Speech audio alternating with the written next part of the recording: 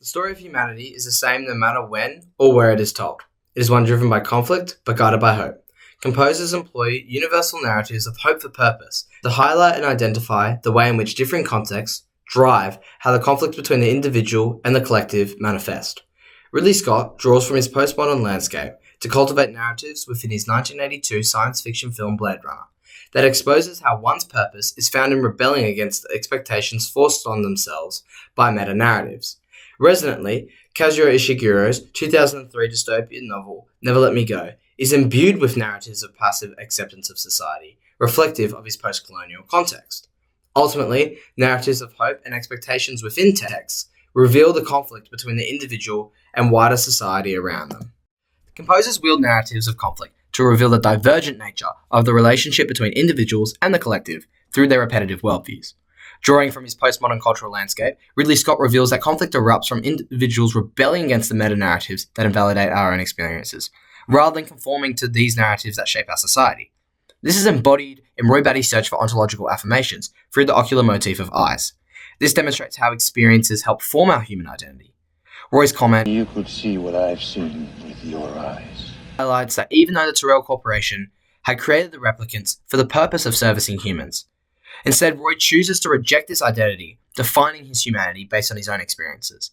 Roy Batty's rebellion against the Tyrell Corporation is a call to action for the audience to rebel against standardization created by the hegemony of corporatization, instead choosing to define their own individuality. Dissonantly, Ishiguro's Never Let Me Go criticizes post-colonial power structures, revealing that they are persuasive forces that develop individual desires to conform and foster intersocial conflict. The stylistic decision to set the novel in Hailsham, a hyper-competitive teenage environment where students yearn for acceptance, is evident in Kathy's description. Tommy, who is in the stream coming down the stairs. It reflects the notion that schools are in conflict with individuality, rather forcing children to relinquish their individuality in order to be accepted. The deontic modality, if he wants it to stop, he has got to change his attitude, is a demonstration of how the persuasive institutions enforce the students to relinquish individuality by preying on their social desire to belong.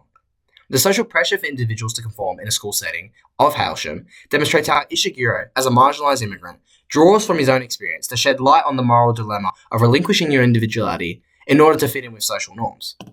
Composers utilize powerful narratives of hope for purpose that resonate with individuals' expectations and respond to the influences of the surroundings.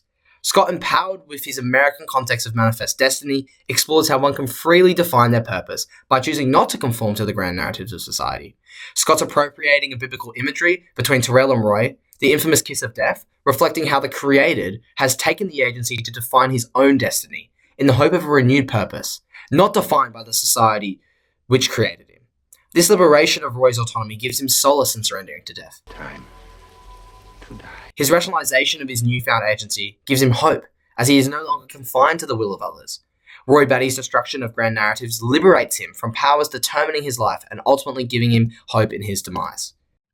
Contrastingly, Ishiguro critiques the manipulation of the marginalized individual by the overarching power structures, as they prohibit the marginalized from hoping to feel accepted by mainstream society. Madame gives the donors false hope with deferrals, which are a symbolic representation of the most basic human right, the ability to love and to be loved. However, the donors are stripped of this basic human right and therefore eternally distinct from mainstream society, as they are prohibited from escaping their predetermined fate. Madame's lamentation, "What did we do to you, with all our schemes and plans?" reveals the devastation of these schemes and plans, as they permanently exclude the donors from ever living normal lives. The clones' inability to decide for themselves their own destiny highlights the futility of choices to subvert their role in society.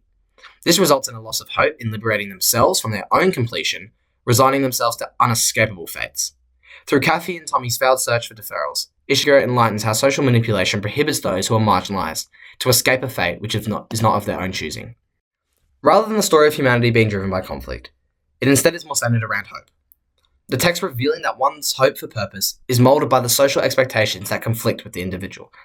Ridley Scott's postmodern film Blade Runner suggests that one can subvert their role in society by destroying the power structures that had previously imprisoned them to predetermined social norms. Dissonantly in Never Let Me Go, Ishiguro rebukes Scott, declaring that individuals passively accept the expectations society places on them, which is reflective of his post-colonial context, the fact that the majority of society relinquishes what they truly believe in order to be accepted by the collective.